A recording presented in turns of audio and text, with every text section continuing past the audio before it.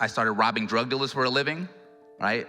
You could say I was doing a community service, being facetious. And I was going in and out of juvenile hall because of my actions. When I was 16 years old, my family's house got shot up in a drive-by shooting. My mother's minivan got shot up in a drive-by shooting. And eventually, when I was 19 years old, they raided my mother's residence and found me with a .45 caliber handgun, 3 loaded clips, a mini Uzi, a ski mask, and a walkie-talkie, and continued down this path. And eventually I was sentenced to 24 years in prison, 4 years for a robbery. Nobody got hurt. I don't say that to minimize my culpability, but 4 years for a robbery, 20 years in enhancements, and they sent me to the maximum security level 4, 180-yard Pelican Bay State Prison.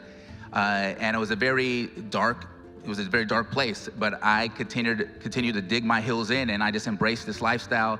I got my whole body tattooed up in prison, and that's what it was for years. I remember really contemplating while I was in solitary confinement about, I don't care about the consequences. I want to live a committed life, but what am I doing this for, right? Like, why am I doing this, right? And I had to ultimately conclude that I was doing this because of my own insecurities, and I wanted to belong. So I wanted to figure out how to be a better person. Nothing extreme. I wasn't trying to give up crime or anything like that at the time, and I wanted to do it without religion. I was raised nominally Christian, but as I went into prison, I thought all religion was, not to quote this person, I'm gonna quote somebody, not because I like them, but the quote was appropriate back then, and for sure. I thought that religion was the opiate of the masses, right? And so I would argue with people based on their religious background. I was a jerk, for sure, like let people believe whatever they want to believe, right? And then eventually Pelican Bay State Prison decided to hire a rabbi. And I went to go argue with the rabbi, right? The short story is obviously I lost, right? But I went into my argument like, oh, the Jews think you have the only way to God and you have to believe in this. And he's like, no, we're not trying to get you to be Jewish, just be a good person.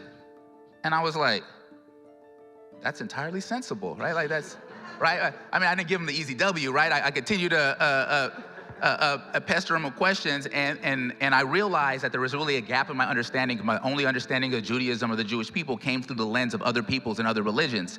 So I recognized that, and I told him to start giving me books, really just so I could argue better. But then everything, I think, just all the sort of my searching kind of just came together. It coalesced together, and I thought about it. You had this group of people that were able to have, if we think about like the sort of seminal moment in Jewish identity is, the sort of the giving of the 10 Commandments at Mount Sinai.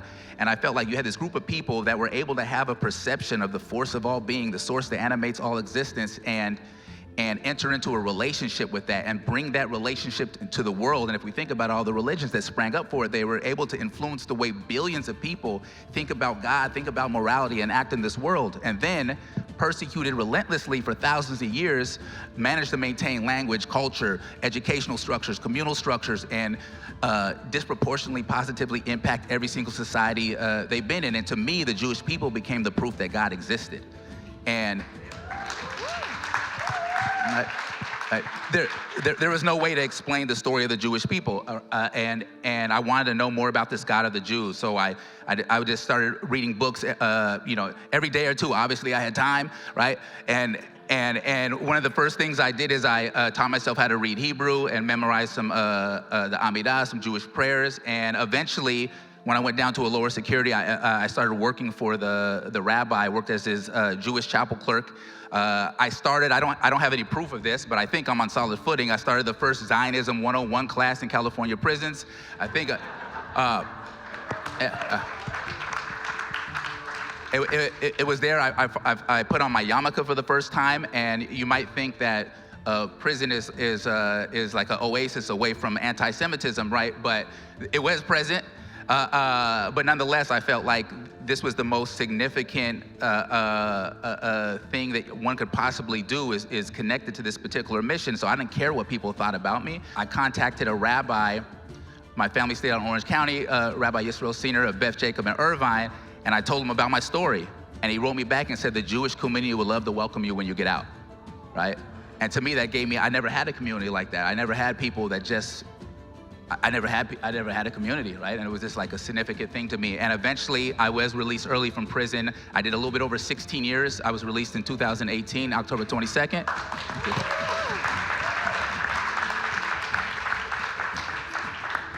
I got out, I finished my bachelor's degree, I got my master's from USC, and I got my doctorate in social work, and I eventually became a licensed clinical social worker, and I work at the Combat Treatment Center, and I work in behavioral health care.